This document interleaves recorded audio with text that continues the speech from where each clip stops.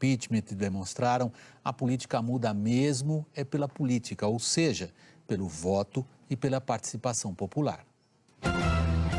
Ao vivo de Brasília, os detalhes do primeiro dia do julgamento histórico no TSE. A palavra da defesa do Ministério Público. O plenário rejeitou 4 questionamentos da defesa. No Senado, a Comissão de Assuntos Econômicos aprovou o texto da reforma trabalhista. Henrique Eduardo Alves é transferido para o quartel da Polícia Militar em Natal. O ex-ministro foi preso, acusado de receber propina para atuar em favor de empresas investigadas na Lava Jato. E mais, o crescimento na produção de veículos. E os gols da noite no Brasileirão.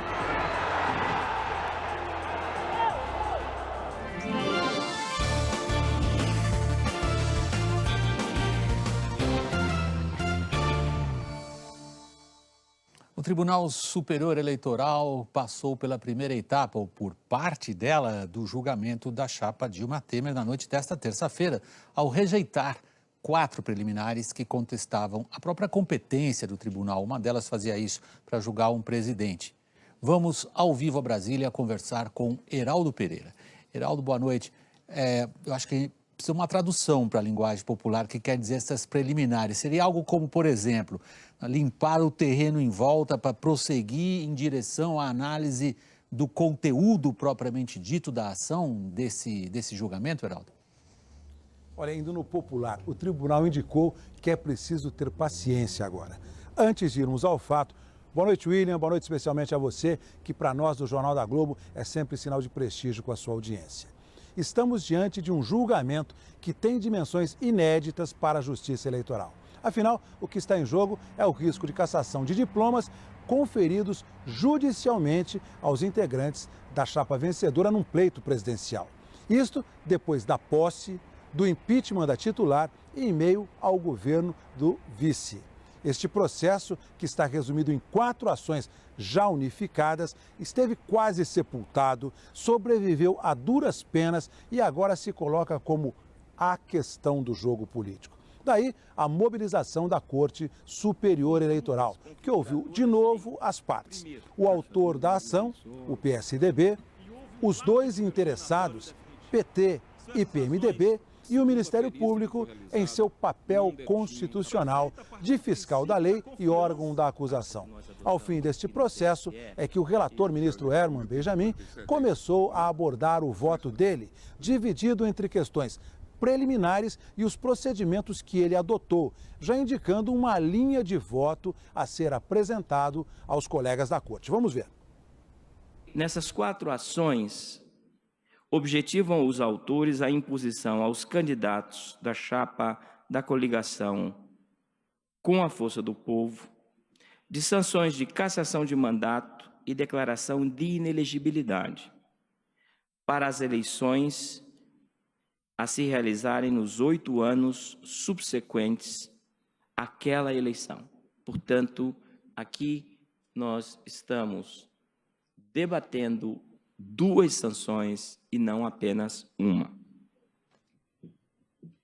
Eu passo algumas considerações introdutórias, presidente, eminentes pares, considerando o próprio sentido mesmo deste julgamento, que não é apenas de impor sanções a candidatos, mas indicar rumos para o direito eleitoral e para a própria justiça eleitoral no nosso país. Muitos se perguntam por que demorou-se tanto, não é? Primeiro porque, de fato, nós estamos a tratar não de uma ação comum e nem rotineira, é uma ação de impugnação de mandato eletivo de presidente da República. Isso é algo que a distingue. Tanto é que nós nunca tínhamos tido antes. No exercício da atividade jurisdicional, muitas vezes é preciso relegar para segundo plano a questão de forma e dar atenção à questão de fundo, que é essa matéria que revela como as campanhas eleitorais eram feitas, os desvios cometidos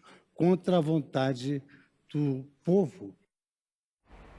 Em seguida a este debate, o relator apresentou as primeiras questões preliminares das partes que poderiam mudar o curso do julgamento. Ao todo, foram 4 preliminares até aqui. sobre a impossibilidade de a Justiça Eleitoral cassar diploma de presidente da República, inversão da ordem de tomada de depoimentos de testemunhas, dependência entre ações apresentadas e perda de motivo para o julgamento, dado que Dilma Rousseff sofreu impeachment. Todas essas preliminares foram rejeitadas por unanimidade. A sessão foi suspensa, até porque o relator está se recuperando de uma forte gripe. Eu gostaria de propor aos colegas que amanhã começássemos às 8h30. Eu estou de acordo. Se não houver objeção por parte do relator, não precisa tossir por isso. Não, eu não me engasguei.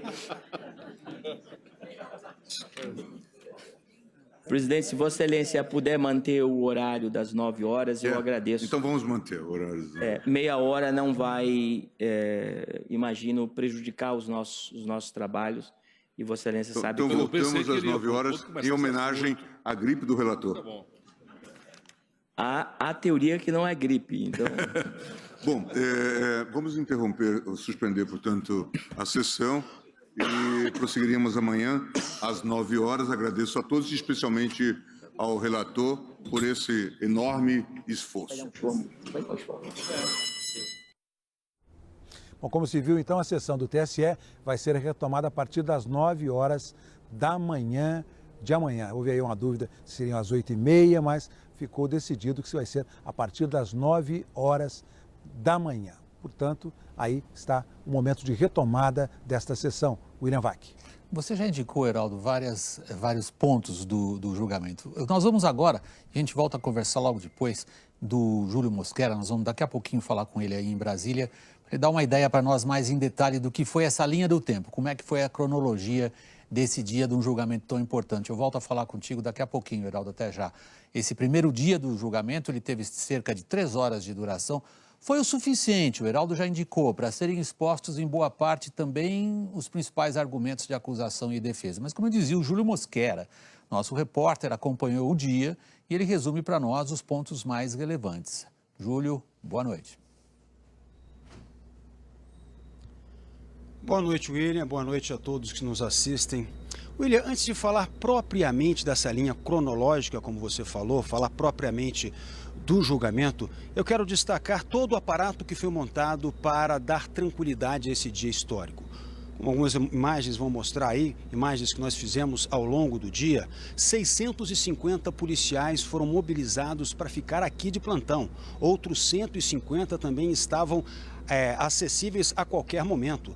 Além desses policiais terem feito uma linha humana para não deixar que ninguém entrasse, os manifestantes ficaram bem distantes, separados por cercas. Aqui dentro, na área do TSE, a Polícia Federal assumiu todo o comando da segurança. Eles trouxeram cães farejadores de explosivos, revistaram cada centímetro do plenário para garantir a tranquilidade, a segurança, para que este momento tão importante em que o país está à espera de uma decisão pudesse ocorrer dentro daquilo que se espera. A sessão ela foi iniciada exatamente, William, às 7h05. Primeiro, quem falou foi o relator, ministro Herman Benjamin. Ele leu o relatório dele durante 50 minutos. Apenas um resumo do relatório, porque o relatório é extenso, 1080 páginas. Esse processo, que já tem quase 2 anos e meio, gerou mais de 8.500 folhas, 62 pessoas foram investigadas, houve depoimento, 62 pessoas, outras 2 passaram por acariação, foram ouvidas, enfim. Um aparato muito grande, uma estrutura muito grande, 2 anos e meio já nesse processo, tudo pronto para que nós chegássemos a este momento histórico para o resultado final. O ministro Herman Benjamin falou, em seguida deu a palavra para o advogado de acusação do PSDB, José Eduardo Alckmin. Alckmin começou dizendo que os ministros deveriam aceitar as provas e informações que foram acrescidas ao processo depois da abertura da ação. São as delações de diretores e ex-diretores da Odebrecht e também dos marqueteiros João Santana e Mônica Moura. Alegou que elas deveriam ser aceitas porque o Supremo Tribunal Federal, em uma decisão de 2014, já assegurava isso, baseado no artigo 23 da Lei das Inelegibilidades, colocando acima de tudo o interesse público acima de qualquer coisa. depois que ele apresentou esses argumentos, ele destacou muito uma coisa: o abuso do poder econômico durante a campanha de 2014, com uma série de ilegalidades contra a legislação eleitoral. Vamos ver. Neste caso, parece indubitável que fatos foram cometidos, ilícitos foram perpetrados que configuram inegavelmente o abuso do poder econômico, o abuso do poder político e também a falta de observância das regras de arrecadação e despesa nas campanhas eleitorais. Uma extensa prova foi colhida, exaustivo trabalho, audiências noturnas, de fim de semana, e o que se tem ao cabo de todo esse esforço é que realmente há fatos que configuram o abuso. Convenhamos que existe uma realidade gravíssima, porque a prática do Caixa 2, ainda mais nos montantes, não foi um pequeno Caixa 2, algo irrisório, mas nos montantes que foram praticados, revelam uma impossibilidade de qualquer outro candidato poder fazer face a esse candidato que se beneficia dessa situação. Logo em seguida foi a vez do advogado do PT, advogado de defesa da ex-presidente Dilma Rousseff. Ele alegou que as provas provenientes das delações da Odebrecht e dos marqueteiros João Santana e Mônica Moura não poderiam ser aceitas porque essas provas elas trazem fato novo para a ação e que não deveriam ser consideradas. Em seguida disseram que os delatores mentiram à Justiça Eleitoral, sustentaram também que a ex-presidente Dilma não cometeu qualquer tipo de ilegalidade e que por isso mesmo ela não poderia ter a chapa cassada Dilma Temer. Ele alegou também que era preciso separar o caso do presidente Michel Temer do caso da ex-presidente Dilma Rousseff. Em relação ao processo original daquelas acusações feitas pelo PSDB, não há nenhuma acusação que pare de pé e que possa levar à condenação da chapa Dilma Temer. Há um segundo tópico que, a nosso juízo, significa um processo novo. São os fatos Odebrecht e que envolvem também João Santana e Mônica Moura. Os fatos trazidos pelo Grupo Odebrecht e por João Santana e Mônica Moura não guardam qualquer relação com as ações originais. O Grupo Odebrecht não faz nenhuma relação com Petrobras. Estes fatos extrapolam o objeto. Me vejo obrigado a falar sobre o tema de separação de contas. Este tema foi levantado pela defesa de Michel Temer e somos obrigados a falar. Este tribunal tem posição histórica e consolidada que não é possível a separação de contas de responsabilidade entre cabeça de chapa e seu vice. Depois foi a vez dos advogados do PMDB, de defesa do presidente Michel Temer. Primeiro, Marcos Vinícius falou, alegando, acima de tudo, que não se poderia destituir o presidente da República com base apenas em delações, com base naquilo que falaram delatores. Em seguida, falou o advogado Gustavo Guedes, sustentando que era preciso, acima de tudo, separar um caso do outro, separar o caso da ex-presidente Dilma Rousseff do caso do ex-presidente Michel Temer. Em relação ao Odebrecht, como já foi dito aqui, é importante deixar uma coisa muito clara para todos que estão nos assistindo no Brasil. Não houve, como bem disse o doutor Flávio Caetano, rigorosamente, doutor Napoleão, ministro Napoleão, nenhuma testemunha, vou repetir, nenhuma testemunha que disse que houve pagamento de propina ou doação ilegal na campanha de 2014. Nenhuma. O único que disse desdisse depois para não perder os benefícios da colaboração. O próprio Ministério Público assevera em seu parecer nas folhas 39 que os depoimentos prestados pelos ex-dirigentes da Petrobras não guardam uma relação direta com o pleito eleitoral de 2014, mas seria suficiente para confirmar que há uma colaboração ou uma contribuição ilícita na campanha como um todo.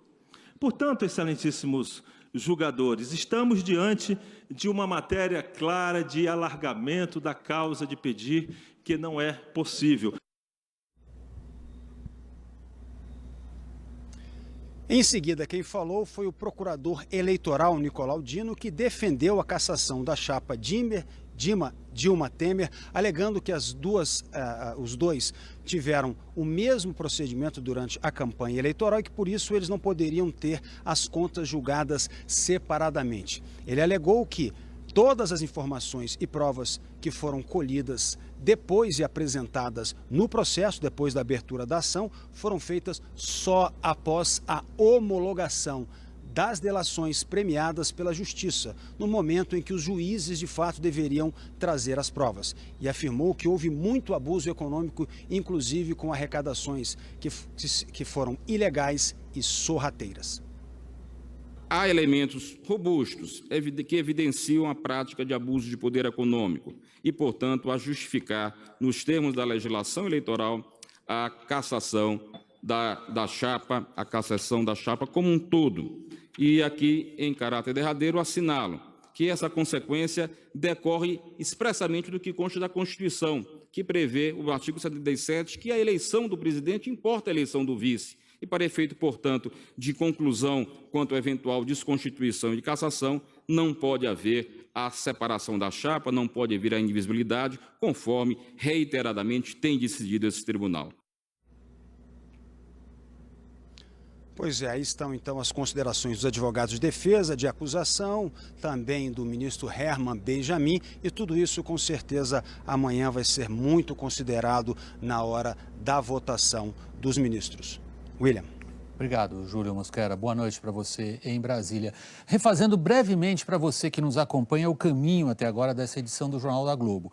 O Heraldo Pereira começou instantes atrás a dar uma ideia para nós da amplitude das questões políticas e jurídicas envolvidas nesse julgamento.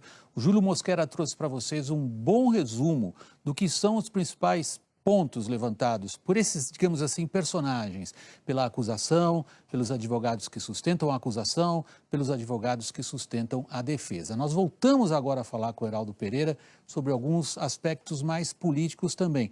Heraldo, há uma questão entre aquelas preliminares, aquelas 4 que você já indicou na sua primeira intervenção aqui no Jornal da Globo, há uma amanhã muito importante. A gente já ouviu vários desses personagens, entre aspas, se referia a ela.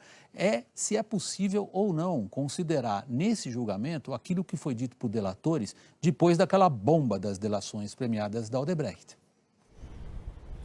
É verdade, William. Estas delações, especialmente a do casal de marqueteiros do PT, já fazem parte do processo. A dúvida é se poderiam estar lá. A questão como preliminar do julgamento foi apresentada pela defesa de Dilma Rousseff. Há também uma contestação sobre o depoimento do empresário Marcelo Odebrecht. É que eles são delatores na Lava Jato. E como prevê a lei da delação, a delação por ela só não é prova. Estamos agora em meio a um julgamento. A defesa também alega que a necessidade de esses depoimentos não está claramente identificada no pedido inicial feito pelo autor da ação, que é o PSDB. O tribunal vai julgar este fato. Haverá também, no mérito, um debate sobre as testemunhas relacionadas pelo juízo, no caso, o relator. Vencidas as preliminares, passaremos aos votos de mérito, aí sim, de cada um dos ministros. William. Você já antecipou em parte minha última pergunta, Heraldo, que era para você nos dar uma ideia como ia prosseguir, como prossegue tecnicamente esse julgamento. Eu vou mudar a pergunta um pouco então. Quais são os prazos que você estima para que essas etapas que você já descreveu sejam cumpridas? Olha, o julgamento está em aberto, o julgamento está acontecendo, William. Eu quero me referir um pouco às questões preliminares que ainda teremos. Questões preliminares é uma coisa comum, elas servem mais ou menos para dar uma limpada no caminho, para que aí sim o processo possa seguir, para que tenhamos uma decisão. Questões preliminares não são um detalhe, já que podem influir no andamento dos trabalhos e no próprio julgamento. Hoje mesmo, chama atenção, um dos ministros, o ministro Napoleão Nunes Maia Filho, já indicou que no mérito poderá sim surgir contra a ordem em que as testemunhas foram ouvidas pelo juízo da causa, que é o relator, e a opção feita por alguns depoimentos. Vamos a este trecho do debate, vamos ver. Como o juiz pode saber que determinada pessoa detém informações importantes para o processo, se ela não for referida? Essa é a minha perplexidade. Eu quero fazer minha ressalva contra isso, presidente, para oportunamente, quando fosse julgar o mérito, voltar, se for o caso, a este ponto. 3 dessas testemunhas, o senhor, vale dizer, o senhor João Santana, a senhora Mônica Moura e o senhor André Moura foram apontados pelo Ministério Público em sessão para efeito de inquirição. Então, não são testemunhas do juízo, são testemunhas da acusação. Eu estou me referindo aqui... O Ministério Público não é acusação, é custo leve. São testemunhas indicadas, afinal, por alguém. Eu entendi, parece que entendi mal, que algumas testemunhas que ninguém apontou, o juízo as escutou. É verdade isso?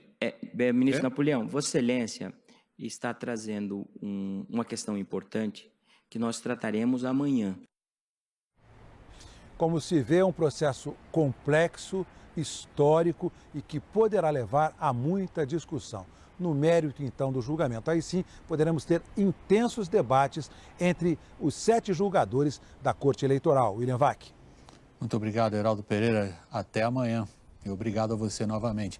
A gente continua em Brasília ao vivo. Agora vamos falar um pouco do mundo fora desse mundo que vocês puderam assistir até agora, que é o mundo do julgamento. A gente vai conversar com o repórter Fabiano Andrade. Ele acompanhou para nós as reações, particularmente no Palácio do Planalto, ao julgamento do qual estamos tratando. Boa noite, Fabiano. Boa noite para você também, William. Uma boa noite a todos. O presidente Michel Temer saiu depois das 10 horas da noite daqui do Palácio do Planalto para o Palácio do Jaburu e cancelou de última hora a participação em um jantar no SESI, o Serviço Social da Indústria aqui em Brasília, para assistir ao julgamento no Tribunal Superior Eleitoral. Temer assistiu o julgamento daqui do Palácio, ao lado de aliados mais próximos como o presidente da Câmara dos Deputados, o deputado Rodrigo Maia, e dos ministros Antônio Baçaí, Moreira Franco e Eliseu Padilha. Segundo fontes aqui do Palácio do Planalto, o presidente o tempo todo manteve comunicação com os advogados que estavam lá no Tribunal Superior Eleitoral.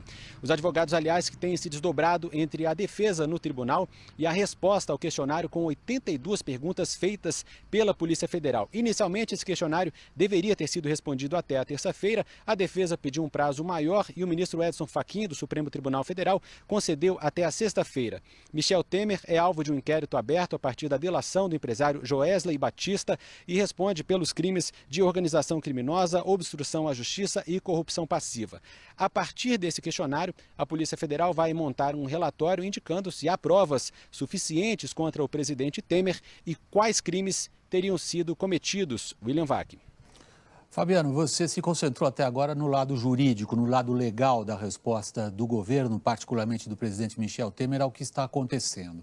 Não só lá no TSE, mas fora também no inquérito aberto pelo STF. Agora vamos para a resposta política. O governo tem se empenhado em demonstrar que tem capacidade de coordenação. Essa tramitação hoje no Congresso da Reforma Trabalhista é uma resposta política do governo? Exatamente, é uma resposta política do governo, tanto que o presidente Michel Temer manteve hoje uma agenda cheia de encontros com líderes dos partidos e parlamentares para negociar a aprovação de projetos do interesse do governo, entre eles, como você disse, a reforma trabalhista. Na verdade, o Palácio do Planalto tem se esforçado em manter essa agenda positiva em meio à crise, mas na prática, no Congresso, pouca coisa mudou. Hoje, na Câmara dos Deputados, o deputado Rodrigo Maia chegou a dizer que pautaria a reforma da Previdência, mas isso não aconteceu. E por volta de 8 horas da noite houve uma debandada geral, o Congresso ficou praticamente vazio. Já no Senado, a Comissão de Assuntos Econômicos aprovou o texto base da reforma trabalhista exatamente do mesmo jeito que ele saiu da Câmara dos Deputados. Foi uma vitória apertada do governo por 14 votos a 11. Nós mantivemos todos os direitos fundamentais que estão consagrados na Constituição Federal, a pessoa que trabalha na área rural e na área urbana. Flexibilizamos a legislação, protegendo ao mesmo tempo e abrindo portas e janelas de oportunidades para que nós possamos ampliar a geração de empregos à medida em que a legislação ela protege, mas ela será ao mesmo tempo menos rígida, dialogando com a realidade do mercado de trabalho em nosso país. O projeto eu diria, inconsequente, é irresponsável e nós temos ainda votação na Comissão de Assuntos Sociais e na CCJ. Tentaremos reverter lá. Foi uma diferença de 2 a 3 votos. Eu achava que ia ser 2, foi 3. A proposta é inaceitável, ninguém é contra atualizar a CLT, discutir com profundidade uma reforma, mas não nos moldes que foi aqui. A reforma trabalhista ainda tem que passar pelas comissões de assuntos sociais e pela Comissão de Constituição e Justiça, a CCJ, antes de ser votada no plenário. E não há data marcada para análise nessas comissões. William Vac. Muito obrigado. Boa noite para você em Brasília, Fabiano. Ainda hoje no Jornal da Globo temos a crise no Oriente Médio teria sido em parte... Mais um amigo próximo do presidente Temer foi para a cadeia, o ex-ministro e ex-deputado Henrique Eduardo Alves, preso hoje de manhã em Natal pela Polícia Federal. Henrique Eduardo Alves foi transferido há pouco do prédio da Justiça Federal para a Academia da Polícia Militar em Natal. Os policiais federais chegaram ao prédio de Henrique em Natal por volta das 6 da manhã. Henrique Alves e Eduardo Cunha, também do PMDB e que já está preso em Curitiba, são acusados de corrupção ativa, corrupção passiva e lavagem de dinheiro, envolvendo a construção da Arena das Dunas com um sobrepreço de 77 milhões de reais. Faltando um ano para a Copa de 2014, o Tribunal de Contas do Estado não tinha ainda o projeto executivo do estádio, o que impedia a análise do tribunal e, consequentemente, a liberação do financiamento pelo BNDES. Foi quando Léo Pinheiro, então presidente da OAS, procurou o deputado. Em junho de 2013, Léo Pinheiro mandou uma mensagem para Henrique que respondeu, abre aspas, Charles poderia me procurar segunda cedo em casa? Já marcaria com o presidente do Tribunal de Contas, irmão do Garibaldi, fecha aspas. Charles Maia era funcionário da OAS, encarregado da construção da Arena das Dunas em Natal. Em uma outra mensagem, no dia 14 de julho, Henrique diz, abre aspas, segunda em Brasília, vou para cima do Tribunal de Contas da União, darei notícias, fecha aspas. Depois dessas mensagens, o financiamento do BNDES foi liberado e a obra continuou. Foi nessa situação que a OAS recorreu a diversos políticos e solicitou que esses políticos fizessem gestões junto ao Tribunal de Contas do Estado para que a situação fosse superada, fosse resolvida. De acordo com as investigações, Henrique teria recebido doações oficiais e de Caixa 2 para a campanha eleitoral de 2014, quando disputou o cargo de governador do Rio Grande do Norte. O secretário de Obras de Natal, Carlos Frederico Queiroz, também foi preso na operação. Ele, a mulher e o filho são donos de empresas suspeitas de lavarem dinheiro em favor de Henrique Eduardo Alves. Os três passaram por uma audiência de custódia aqui na sede da Justiça Federal. A mulher e o filho foram liberados e vão cumprir medidas cautelares. Já o secretário continua preso. Henrique Eduardo Alves também teve a prisão decretada hoje em uma outra operação, a que investiga fraude no Fundo de Investimento do FGTS. Nós falamos por telefone com o advogado de Henrique Alves, Marcelo Leal. Ele informou que está preparando 2 pedidos de habeas corpus. Um será protocolado no Tribunal Regional Federal da 5ª Região em Recife. O outro será apresentado à Justiça de Brasília amanhã. A defesa de Eduardo Cunha afirmou que só vai se manifestar nos autos. O advogado de Fred Queiroz e da família dele afirmou que as prisões são um equívoco e que os fatos serão esclarecidos. Depoimentos obtidos pela TV Globo expõem como um blogueiro conseguiu informações sigilosas sobre a fase da Lava Jato que teve como alvo o ex-presidente Lula. O blogueiro Eduardo Guimarães começou a ser investigado depois de postar na internet detalhes da 24ª fase da Lava Jato, 9 dias antes da operação ser deflagrada, em março do ano passado. O alvo da fase era o ex-presidente Lula, que acabou sendo levado para depor. Em depoimento aos investigadores, Guimarães disse que um jornalista do Paraná chamado Francisco Duarte foi quem passou as informações sigilosas do despacho que autorizava buscas em endereços ligados ao ex-presidente. Eduardo Guimarães também declarou ter repassado a informação para o assessor de Lula, José Crispiniano, e disse que acredita que Crispiniano avisou o ex-presidente antes da operação ser deflagrada. O jornalista que passou as informações ao blogueiro era namorado da auditora fiscal Rosicler Weigel, que atuava na Operação Lava Jato. Ela disse aos investigadores que imprimiu o documento da quebra do sigilo fiscal do ex-presidente e colocou na bolsa. Ao chegar em casa, ela contou para o namorado que sabia de uma bomba contra Lula na Lava Jato. Segundo Rosicler, Francisco pegou a decisão judicial sem que ela notasse e vazou a informação. Já Francisco Duarte negou ter sabido da operação por Rosicler. Ele reconheceu que passou a informação para o blogueiro Eduardo Guimarães, mas por ser jornalista, usou o direito constitucional de sigilo da fonte para não dar nomes. Ele também admitiu que pediu ao blogueiro que o Instituto Lula fosse avisado sobre a operação da Lava Jato. José Crispiniano afirmou que é rotina de um assessor ser procurado por jornalistas para a checagem de informações e que no documento da Receita, que o blogueiro Eduardo Guimarães pediu para checar, não havia nenhum dado sobre busca e apreensão ou condução coercitiva. Segundo José Crispiniano, o documento só tinha informações sobre quebra de sigilos fiscal e bancário. Termômetro importante da atividade industrial, a produção de veículos cresceu no último mês. Vamos aos números principais aqui na nossa arte gráfica. Acompanhem. Maio de 2016 para abril de 2017, vocês veem os números absolutos, quantas mil unidades foram produzidas. Chegamos a 237 mil agora no último mês de maio de 2017. Maio contra maio, ano para ano, é uma subida expressiva, 33,8%. Maio para abril também é uma subida expressiva, 25,1%. Agora, vejam bem, este número, 237 mil, número absoluto, número de unidades produzidas, faz com que a gente chegue mais ou menos onde a produção de veículos estava em 2015. A repórter Verusca Donato traz um pouco de luz que ajuda a gente a entender esses números. Voltar ou não voltar à exuberância de antes, quando a indústria chegou a vender 3 milhões e 800 mil carros há 5 anos. Eis a questão. Pelos números da Associação dos Fabricantes, as vendas ainda engatinham no mercado interno, mas encontram um caminho certo nas exportações. Em função do mercado interno fraco, a gente incentivou, todas as nossas empresas incentivaram, vamos dizer, os nossos vendedores a avançar para os outros países e oferecer produtos e melhorar. Um foco um pouco maior na exportação está trazendo os resultados interessantes que nós estamos apresentando.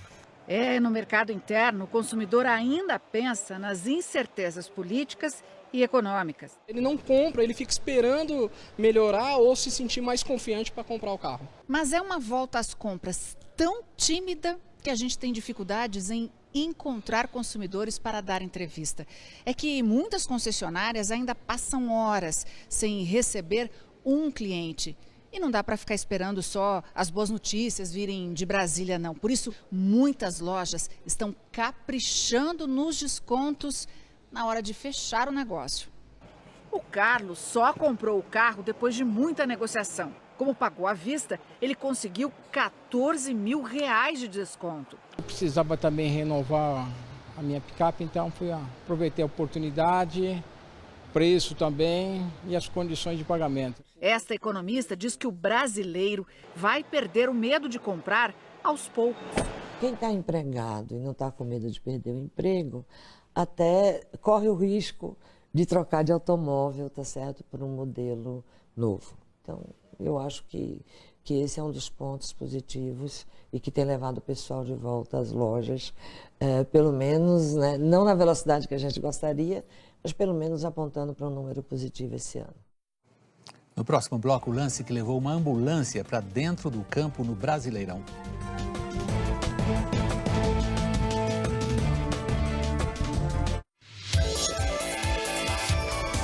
Veja amanhã, no intervalo comercial do Bom Dia Brasil, a energia do trabalho. De onde vem a força que há 60 anos faz o futuro acontecer. Eletrobras Furnas, Ministério de Minas e Energia e Governo Federal. Eu te amo tanto. Eu te amo. Pois diga-me Eu te amo, Pedro. Eu te amo, te amo. Joaquim descobre que a amante de Dom Pedro é uma comparsa de Thomas. Acho que Joaquim descobriu onde Domitila está a morar. Não tem a menor importância. Eu já mandei Domitila sair da cidade. Joaquim não vai descobrir nada. Mas ela não saiu. Pois se Joaquim foi até lá e a viu. Amanhã, Novo Mundo. Maiara e Maraísa ao vivo em Campo Grande. Nos cabides, nas gavetas e na cama bagunçada. A Após o sucesso meteórico de seu álbum de estreia, a dupla goiana lança um novo projeto que promete conquistar o Brasil. Sabe o que você tem sorte que você beija bem. Eu quero nós dois em Maiara e Maraísa ao vivo em Campo Grande. Lançamento Som Livre. Os gols, o grid, quem ganha, quem perde, o grito da torcida, a ginga, os gramados, os ginásios, a glória dos campeões. O esporte, a gente mostra aqui, Globoesporte.com, tudo gira em torno do esporte. Hoje, depois de conversa com Bial, Legends, Identidade Perdida. Em seguida, começa o Corujão com a comédia Obrigado por Fumar. E logo depois, o Corujão continua com Jack Chan em O Grande Desafio. É o longo braço de Moscou que estaria envolvido na potente crise deflagrada entre alguns dos principais países árabes e o pequenino, porém muito ativo diplomaticamente, Catar. Vamos a Nova York com Jorge Pontual. Pontual, boa noite. Para semear essa confusão entre algumas das principais potências árabes e o aliado principal deles, do Catar e dos árabes, que são os Estados Unidos, é que os russos teriam lançado uma clássica campanha de desinformação. Eles são bons nisso, hein? Boa noite, William. Boa noite a todos. O governo do Catar alega que a sua agência de notícias foi hackeada e que é falso o despacho publicado no dia 23 de maio com declarações atribuídas ao governante do país, o emir Sheikh Tamim bin Hamad Al Thani. Nessas declarações, o emir teria dito que o governo Trump vai durar pouco e teria se mostrado simpático ao Irã. Foram essas declarações que precipitaram o rompimento da Arábia Saudita e seus aliados com o Catar. Segundo a rede CNN, o emir convidou o FBI, a Polícia Federal Americana, a investigar esse hacking. E o FBI descobriu que os russos foram os autores. O objetivo da Rússia seria criar problemas entre os Estados Unidos e seus aliados no Golfo. Nisso, os russos tiveram muito sucesso. Afinal, é no Catar que fica a principal base americana no Golfo, com 10 mil militares. É a principal plataforma das operações militares dos americanos nos últimos 15 anos. Para piorar a situação, o presidente Trump usou o Twitter nesta terça-feira para tomar o partido da Arábia Saudita e acusar o Catar de financiar terroristas. Vladimir Putin deve estar dando muita risada, William. E olha que ele não usa Twitter. Muito obrigado, Pontual. Boa noite para você em Nova York. Futebol no Maracanã, um lance de bicicleta que acabou com a chuteira na cabeça do adversário, marcou o início da rodada do Brasileirão. Fluminense e Atlético Paranaense abriram a quinta rodada do Campeonato Brasileiro. De um lado, o time carioca, que com uma vitória ficaria na liderança da competição. De outro, o Atlético Paranaense, que buscava a primeira vitória no campeonato. E quem saiu na frente foi o Atlético Paranaense. Depois de cruzamento de Jonathan, Pablo completou e fez 1-0 ao Atlético. O Fluminense reagiu, Gustavo Scarpa cruzou na área e Reginaldo de cabeça tocou lá no cantinho e não deu chances para o goleiro Santos. 1-1. Já no final do jogo, um acidente. Renato foi tentar uma bicicleta e acabou acertando o zagueiro Wanderson no rosto. Ele caiu desacordado, foi preciso uma ambulância entrar em campo para tirar o jogador. Mas no momento em que Wanderson estava deixando o campo, já deu a perceber que ele estava se movimentando e falando com os médicos. E logo depois o médico do Atlético Paranaense confirmou que estava tudo bem com o jogador e no final acabou mesmo tudo 1-1. O Jornal da Globo está terminando. Para rever nossas reportagens, vá ao Globoplay. Outras notícias no Hora 1, assista agora ao programa Conversa com Bial. Uma boa noite para você. Impeachment demonstraram a política muda mesmo é pela política, ou seja, pelo voto e pela participação popular. Ao vivo de Brasília, os detalhes do primeiro dia do julgamento histórico no TSE. A palavra da defesa do Ministério Público. O plenário rejeitou 4 questionamentos da defesa. No Senado, a Comissão de Assuntos Econômicos aprovou o texto da reforma trabalhista. Henrique Eduardo Alves é transferido para o quartel da Polícia Militar em Natal. O ex-ministro foi preso, acusado de receber propina para atuar em favor de empresas investigadas na Lava Jato. E mais, o crescimento na produção de veículos. e os gols da noite no Brasileirão.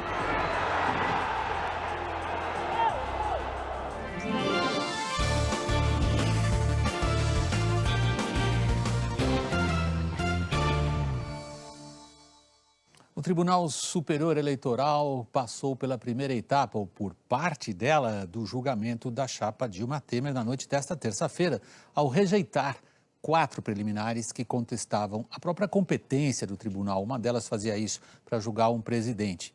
Vamos ao vivo a Brasília conversar com Heraldo Pereira. Heraldo, boa noite. Eu acho que precisa uma tradução para a linguagem popular que quer dizer essas preliminares. Seria algo como, por exemplo, limpar o terreno em volta para prosseguir em direção à análise do conteúdo propriamente dito da ação desse julgamento, Heraldo?